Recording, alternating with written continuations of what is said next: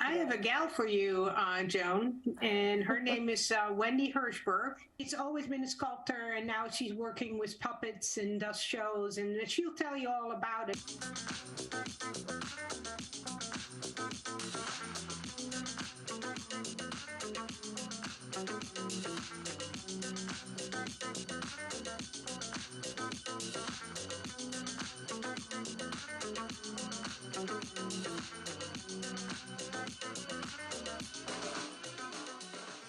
Welcome again, once again, to the Mind, Body, Home show, Growing into Health. I'm so excited.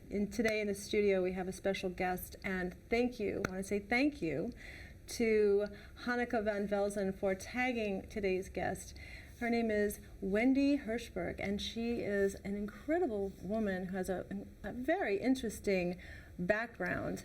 She is a diversity inclusion specialist, a leader in her field. Today, Wendy, we're going to talk about how this world that you started off in, which was the arts, turned into diversity and inclusion. Where did that all begin for you? Well, my mother was a painter, so I thought that people sort of normally made art at, like I'd come home from elementary school and my mother would like smell like turpentine, and I just thought, okay, moms cook, they sort of do things around the house and they paint, so to me, making art seemed like just something that you do. And my mother absolutely encouraged me because when I was about 3, she gave me clay, like self-hardening clay, and I made a little mother and child sculpture, and she was so excited that, you're a little kid and you grow up with this excitement about making things from your mom, kind of hooked me. Beautiful. So that's sort of the beginning of my being a sculptor. And then that sort of shaped a little bit of your youth as well, so you didn't stop there, it was just a continuation for that? Yeah, I actually made sculpture mostly around people's birthdays. I would make gifts and things when I was a teenager. And then I actually went to college as a European history major, so I was in the school system in the years when you had alternative programs. So I was like, instead of taking math and science at a certain point, I was taking film studies and anthropology. So somehow got interested in history. And so I didn't think I was going to study art when I started college, but in my second year of college, I had sort of an aha experience of taking a class with a really wonderful professor, and I was like, oh, okay, this is really what I want to do. So it was really you felt that moment shift for you, and you decided that was your pathway into this world of art and sculpture, and wow. And so did you take it any further? Like, where did you go with that at that point? Yeah, I did actually. I left college and I went to the New York Studio School, which in the years I was there was not an accredited school, so it was essentially kind of leaving college. I went to art school for 2 years there, basically working from models, 8 hours a day, 5 days a week. It was a very intense place to go to school. Models meaning people? People, okay. Yeah. So figure models, and that was pretty confusing because I had made a lot of sculpture that wasn't directly from life. It wasn't with models. I just invented my characters when I was growing up. So it was a kind of confusing time, but I ended up sticking with it, and I graduated, eventually piled all my credits into Queens College, and I graduated from Queens College with a BA in studio art. And then I was out of school for a bunch of years and went back on an alumni scholarship to Queens College and got my master's in sculpture from there. And so starting with the figure, did you feel that was the figure the primary inspiration? Really, it was in school. I had made figures of my own invention before, studying from models. But yes, I did primarily focus on figures. I didn't actually stick with realistic modeling from life. I invented my own figurative sculpture, in graduate school. And I've done a lot of different kinds of sculpture since then. Very nice. And the sculpture that is, you're talking about the medium that you're using is still clay, or is it multi-media? Yeah, I shifted. I worked for a sculptor after college, undergrad, and during that time I learned a lot of how to cast bronze, and, well, I didn't have a foundry, but I learned how to manage to afford to cast bronze by doing a lot of the labor myself. And I also learned about plaster molds and a lot of different sort of traditional materials. But as I evolved over the years, I became a found object artist, and then I was using materials pretty much from the hardware store. So it's evolved. You know, if you look at my body of work, you might think I'm different artists in different eras. Well, there's they're great. We transition, we change over periods of time, right? So we are attracted to different things at different times of our life. And so I'm curious, this at some point there was a career change for you, and this is where I'm curious. As a diversity inclusive leader, when did that, like, how did that? Okay, that's a funny. You know, I think I used to think that the fact that I got into the field of diversity inclusion was a sort of happy accident. But in retrospect, as an older person, I look back and I realize, kind of trace the roots of it. But the short version of it is, I was this artist person. I had this crazy series of jobs, and my roommate said, you know, I think you need to get health insurance, because I was doing stuff that was physical, and she thought something, you know, could happen to me, etc. So she helped me get a job at an organization called Catalyst, where she was working. And Catalyst is still existing. It's a national, or actually probably now international, nonprofit organization that has a mission to advance women into business leadership roles. And so I started there as sort of a low man on the totem pole, but I stayed for 15 years because I had a part-time job with benefits, so I could work 3 days a week and do my sculpture. Beautiful. And it was really an education for me. And I find it fascinating that today, right now, we are lifting women up to these leadership roles, and for you, this was going back to. I started in 1982. 82, and there's I'm sure that this catalyst, like you said, is still around. So it's now more prevalent than ever. It's everywhere we look now. It's about inclusive and diversity and women, and raising our bar, raising the female, the feminine energy to another level.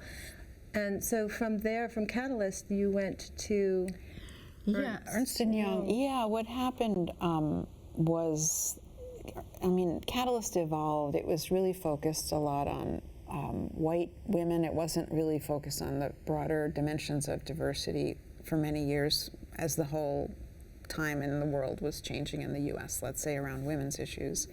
But by the time we got to the mid-90s, it had created the first research reports on women of color in corporate America, and specifically looked at African American, Latino, and Asian women.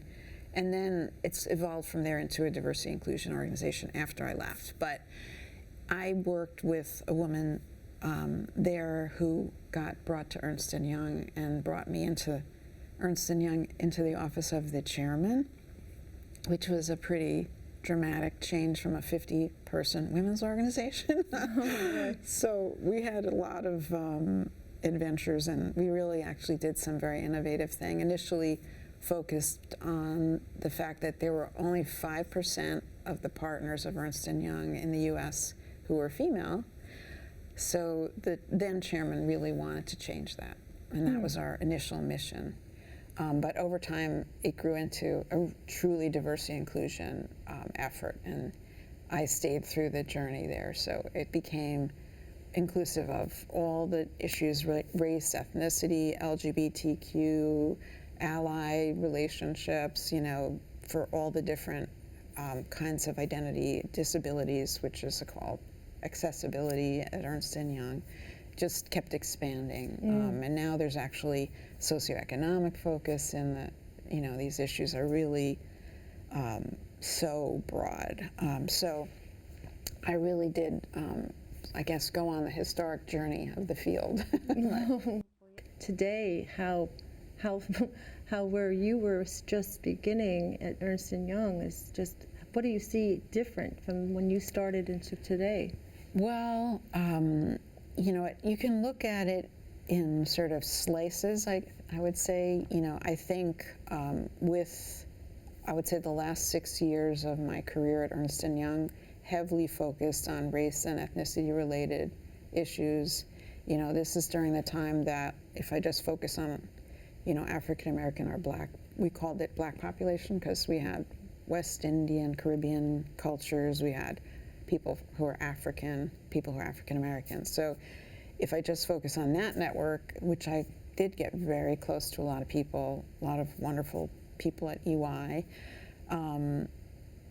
that's during the years like Ferguson and all these events. And, I mean, George Floyd, of course, is after I left, but there was just so much going on. The Asian issues in the U.S. now have completely exploded, but all these issues were, really many years in the making. There's nothing new about a lot of the problems related to diversity and inclusion. So it's a slow change process, but it's certainly the statistics of, let's say, representation of women have changed a lot in the years.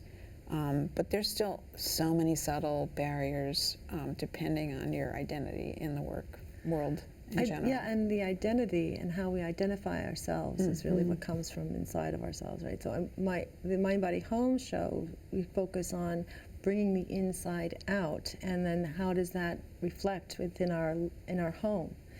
And so working with different diverse backgrounds, you can almost see that we bring ourselves to wherever we go.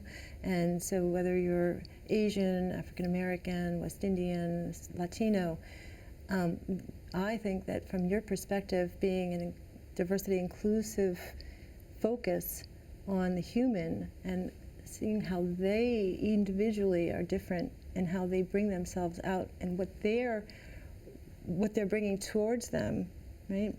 It's very interesting to me in how you are able to relate to those individuals.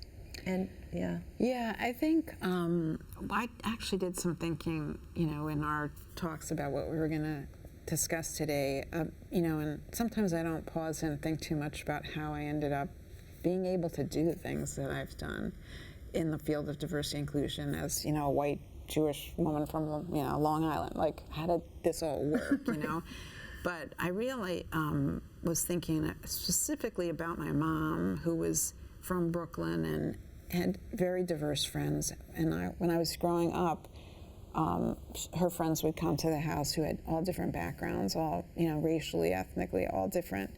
And she really encouraged me to go to a camp, which is something I was thinking about when I was 13 and 14.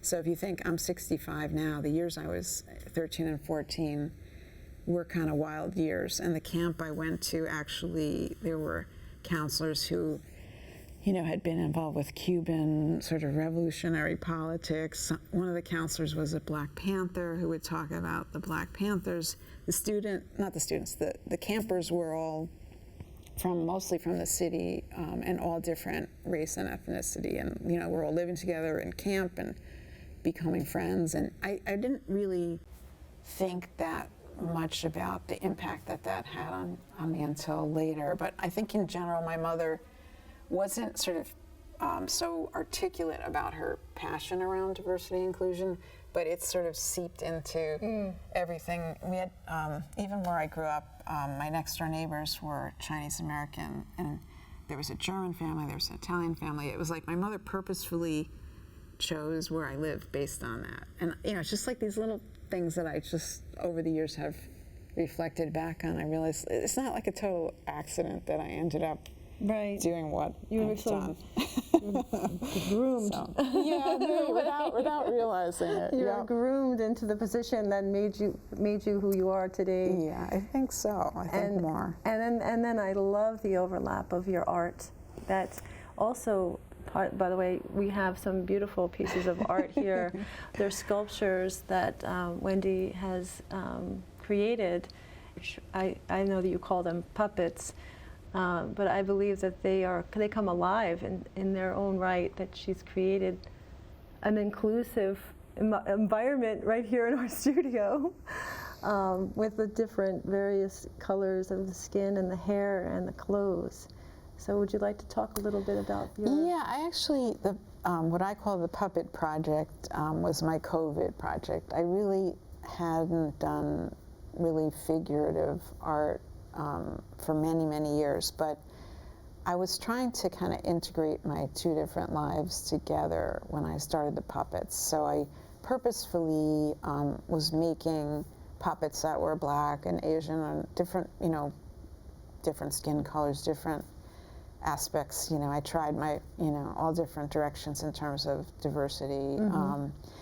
And my goal, I kind of achieved to some extent, but COVID sort of put a little bit of a clamp on it. But I was donating the puppets to various organizations. Actually, one organization that I gave puppets to is Our Children in Astoria, Queens, where it's a program where women who are formerly incarcerated are reconnecting with their children. So I gave them these little finger puppets, animals and different things. I donated them also, that type of puppet, to a Harlem-based organization that's a health organization for the children of the Hotel Workers Union. And they had some big events. I just was trying to kind of do something with societal concerns and my art, which felt like the best way to integrate my two lives, because my lives were pretty different. Ernst Young, I'm like wearing a suit. The next day, I'm like sitting on the floor with my drill. It's kind of like a little different. So there's two homes, really, in a sense. Right? That's a good point. You're looking at where you bring a certain level of professionalism to your work, and you're dressing a certain way, and then you go home, you let it all hang out, and there's a completely different home. If you were to walk into your home, would you, at that time when you were working, would you see any reflection of Ernst Young in your environment, or would it just be, this is Wendy the artist? Well, actually, I've pretty much had separate studios from my home. Except when I was younger, and I was thinking about this. I was sort of struggling with the home concept at first, but what I realized is, as a young artist, my priority was my studio. So, for example, I lived on the Bowery above Houston Street in an no central heated loft for 3 years after I graduated from undergrad. And I was so happy because I had this big studio. I actually had a wood-burning stove in New York City. Wow. I had this huge studio.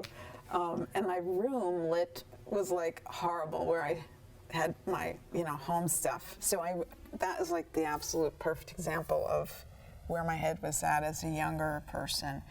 And over time, I would have to say that thinking about home to me has more to do with relationships with people than physical space, which I feel guilty saying to somebody who has the skills you have. No, it's about relationship, really. Yeah, but that's what I realized is, I'm the kind of person that connects people to each other. So I realized, like, one of my best feelings of home is really when my friends all get to know each other, and I have that sense of almost like an invented family of my own. It's very beautiful. That's beautiful. The connection between the people who all have something in common, perhaps, and a common denominator. And I can see that, like the sparks flying in your environment where when everybody is together, because you have such a beautiful energy yourself. Oh. You have a beautiful smile, and then it shows. It shines. Going back to these wonderful, I don't want to call them puppets, but they are puppets. They're people. They really do have such an incredible life of their own. How many of these have you made? Oh, wow. I really was passionately making them during the pandemic. So I had a couple years of massive production. I think probably, I would say maybe 150, something. And I know you have a website, wendyhirschberg.com, correct? And then you also have a YouTube site, which is where you showcase these puppets, correct? Right. The website gives you a sense of, like, my oldest work on the website might be from the early 90s. So you could see the found object and more abstract sculpture that I've made over the different years. But the puppet project, definitely you can see on the website, I think, the more integrated part of it, where not the website, meaning, I'm sorry, the YouTube. The YouTube. Because I used an app that is meant for and like your pets talking to you. And I photographed the puppets and I put them into this app, so I was able to do a voiceover. And so the puppets appear as if they're speaking, and they're actually talking about challenges they face as an African-American person, or as a person with a complex challenge related to diversity. So they're little brief statements that I made. Beautiful overlap of your artistry and your diversity inclusive. Yeah, I was channeling a lot of people because I, of course, listened a lot to understand what was really going on, and in each of the different networks that I was working with. And I also, what I was doing, which I think really built trust, was I was understanding how to become successful within Ernst Young. It was a pretty complex place to navigate. So I was able to offer my coaching insights around the career strategies, and at the same time develop trust and relationships so I can understand really where the exclusion was happening, the unconscious bias or the different common experiences that were, happening for a lot of diverse people. And that was what I spoke to in the puppet project. I was really channeling other people. One last little thing, we're going to wrap up soon. We have this wonderful segment called I Got a Guy. Right. Or I Got a Gal. And it's fun, that's where you tag the next guest on the show. And so, Wendy, do you have a guy or a gal?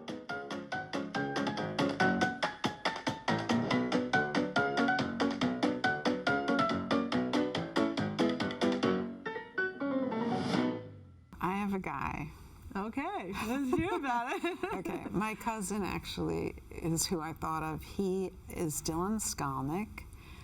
Some of the folks here may know him. He runs now with his 92-year-old mom, the Cinema Arts Center in Huntington. Okay.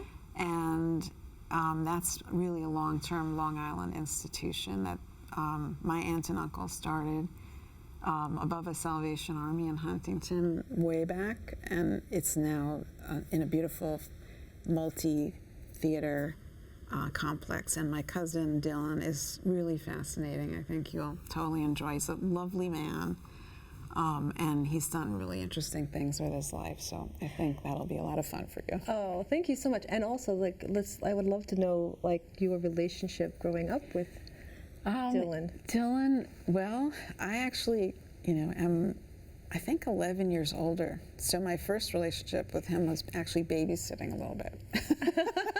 Which I can tease him about. Okay, Dylan.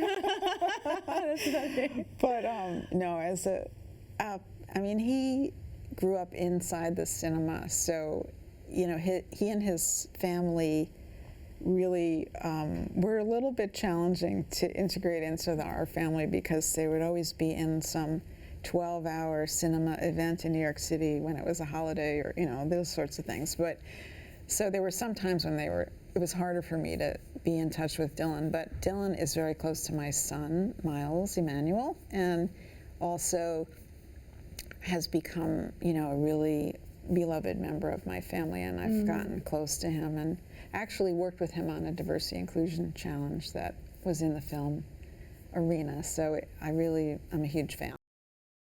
Well, thank you for that tag, and tag Dylan, you're it on the Mind Body Home Show, but it seems like we're running out of time. And I just want to thank you, Wendy, for being here today and just inspiring us with all the work that you've done. And we just pretty much just cleaned the surface of your life. But it's such a, if anybody wants to get in touch with Wendy and would like to connect with her, you can go to her website, wendyhirschberg.com, and also see her wonderful puppets in action on her YouTube channel. Truly a remarkable thing where you can combine two worlds and call it your home, and the home that you've created is the relationships that you've built, and with different people at work and in your life. So thanks again, Wendy. Absolutely, my pleasure. High five.